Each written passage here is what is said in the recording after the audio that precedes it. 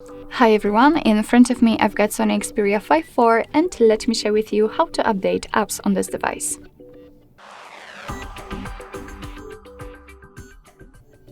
So first of all, make sure that you've got the internet connection, and I highly recommend to use the Wi-Fi instead of mobile data, and then let's enter the Play Store. Of course, you will have to first of all sign in, so after doing that, just tap on this circle, which is your account, and that was a misclick of course. Tap on the circle and tap on Manage Apps and Device. Now let's enter Manage, and as you can see here we've got the list of all currently installed apps, and if you'd like to check the updates, just tap on Updates Available. And as you can see in my case I've got 27 updates pending, and you can pick the apps which you'd like to have updated. So let me pick for example the Gmail, just mark it, and Google Assistant and Google Chrome.